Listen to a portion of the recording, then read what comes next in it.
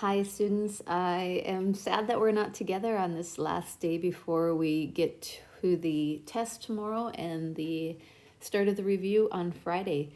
So I do really want you to know this information for the open note test tomorrow on East Asia. We're only going to talk about a few things briefly, but I need you to take these notes, and there is a video embedded that I'd like you to watch on the Koreas, North and South Korea. So we're going to go through these very briefly. So, you know how important China has been to Asia and the massive area it has taken up. You can see really how large of an expanse China takes on. But we're going to talk about the coastline of China, especially parts of the Chinese coastline, especially big cities like Shanghai, Macau, Hong Kong. These are major cities, and they you see Beijing up there as well. These have huge populations. We know that our world has now passed 8 billion, and we understand that a significant portion of the world's population comes from Asia, including China and India. And so these are very significant understandings in that word geopolitical understanding, where the geography affects the political relationships. I want to talk briefly about Hong Kong.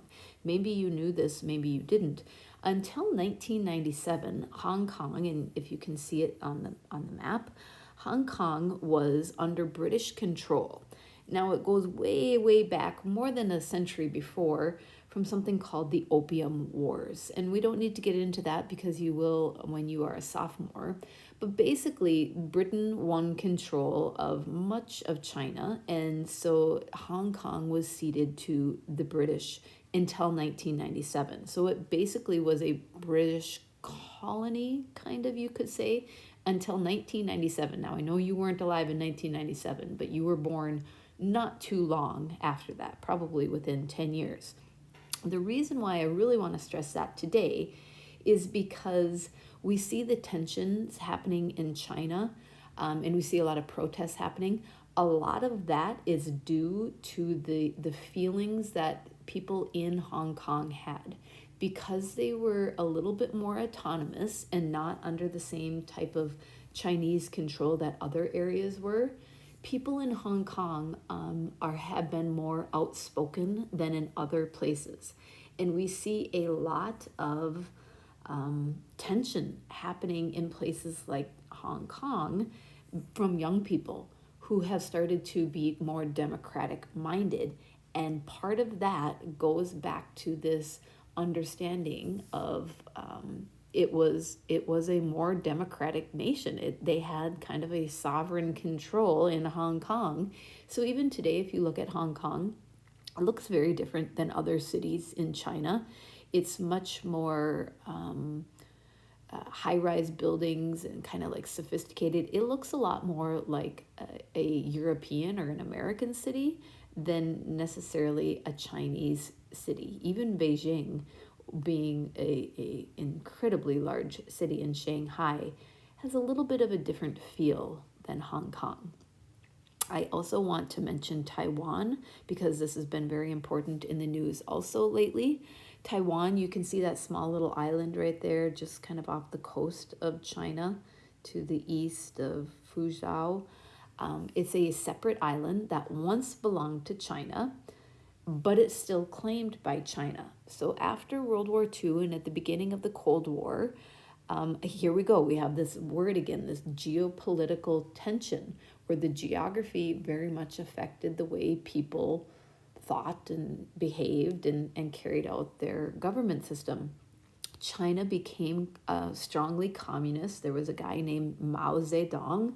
Sometimes he's just known as Chairman Mao, and he was a communist ruler, and he basically made all of China communist. Well, there were some people, including one famous man named Chiang Kai-shek, who took a large group of people and kind of fled and got away from communist control and went to Taiwan and started this Republic of Taiwan. Well, China still today believes that Taiwan is under their control, and Taiwan believes, no, it is a republic under the people's control, and they operate as a republic. Remember, the word republic means a government that's ruled by the people. And so we see today a lot of tension is happening between China and Taiwan. And America is a little bit reluctant to get in between because we don't want to get on China's bad side, but we also do not want to let Taiwan just fall to what we still believe are pretty strong communist tendencies. So we want to keep our relationship with Taiwan. We don't want to strain our relationship any further with China, but we also don't want to get involved between the two. And so it's a delicate balance that the United States, China, and Taiwan are all kind of really trying to skate around. So Korea. Korea was divided along the 38th parallel during and after the Korean War. The Korean War, the Americans were involved in the Korean War from 1950 to 1953. They kind of made this line. It was known as the DMZ, and that's what I'd like you to watch this video on. The demilitarized zone kind of split Korea in two, and the war essentially, the line never changed. And so I'd like you to watch this video. It's really interesting. You can see what looks like an American force and a South Korean force there in the foreground, and in the background, that's South Korea, and in the background is North Korea. And then you can see that big building in the background, which is also North Korea. You don't cross that line. Like, each side is guarding that line very, very heavily. It's demilitarized, meaning the military can't have a buildup of forces, but each side does definitely have military personnel there watching it and making sure one side doesn't start to build up and try to move into the other side's territory. So after World War II, North Korea was controlled by the USSR, what we know today as Russia, and continues a communist government today. South Korea was supported by the United States and has a democratic government today. So I really do want you to watch that CNN 10 video. It's a few years old, but it really gives you a good idea of what's continuing to happen at the DMZ. They'll talk about where there are kind of mines that are placed all over. And if you try to get into North Korea, well, I should say if you try to get out of North Korea, chances are you'll step on a mine that's been planted to keep people in North Korea. North Korea has a very strict hold on everything, on what their citizens see on TV, what they read in their newspapers, the number of internet sites that they can get to, a very strong communist control of that. Because of that, and maybe in spite of that, South Korea has become an economic tiger. Maybe it's because of the friendship that America has made with South Korea. An economic tiger is a rapidly developing nation that has a lot of technology, exports, and a very large labor force.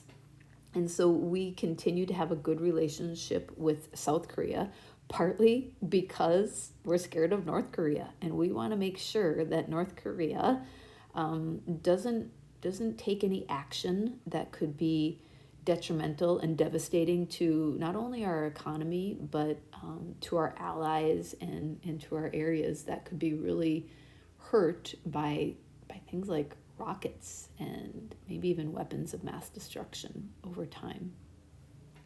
And so the last slide, Japan. So we're talking about these important peninsulas and islands off of the Chinese coastline. Now remember, all of Korea, all of Japan at one time were China's. Japan is part of the Pacific Ring, and we heard this from Mr. Hodel on Monday. The Pacific Rim makes up this kind of ring of fire, and it goes all the way, from essentially, if you can think of the coastline of Japan, that whole area, and think of the globe all the way around to what makes up the coastline on the Pacific coast of both North America and South America.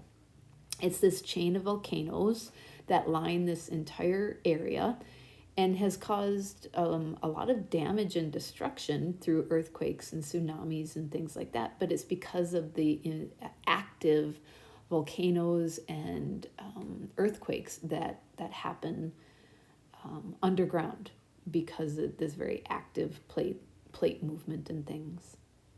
Japan also is part of the Dakota Triangle. The Dakota Triangle is Japan, Korea, and Taiwan.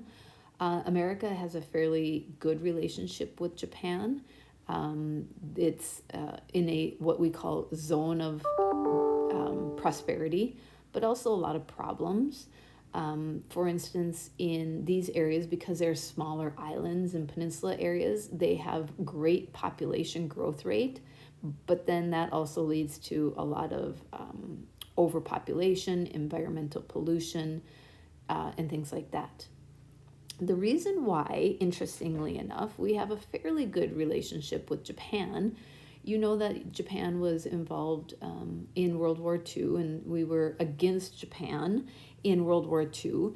And the atomic bombs were dropped on Hiroshima and Nagasaki in World War II. And that ended the war. Now, even today, a lot of Japanese have come to the consensus that it did need to end the war, that Japan would probably not have surrendered if the atomic bombs had not been dropped. There's a lot of discussion about this, but one thing that Japan has basically said they are less angry about than they could have been is because Kyoto was spared. The Emperor's Palace was not bombed, and neither was Kyoto. And Kyoto was spared partly because it was a incredibly culturally important. Lots and lots of temples are in Kyoto. You can see that picture there. If you think of Japan, you think of like these temples and shrines and oftentimes like cherry trees. Well, Kyoto tended to be the center of all of that. And there was one man in World War II who fought really, really hard. Actually, he went on his honeymoon to Kyoto and fell in love with it. And he said, "We can't bomb Kyoto. It'll make it even worse." And so Hiroshima and Nagasaki were bombed instead because they were more industrial areas, but it definitely got a message across of like complete and utter destruction. But I wanted to bring that up because once again, that understanding of how geography affects people and how people are affected by the geography is always such an important part. And that understanding of the geopolitical, how the geography and the political understanding has a big effect on the way the world works today. So that's the end of the notes. I hope you get all that down. Tomorrow we will come to class, be prepared with your maps as well. Make sure you have good understanding of not only the countries, but also the important land areas such as the mountains, namely the Himalayas, and then those waterways as well.